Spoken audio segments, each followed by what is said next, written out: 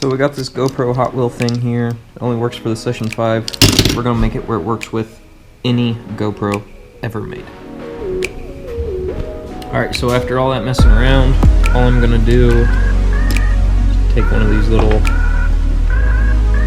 screws here, glue it right in there. Sometimes I overthink things.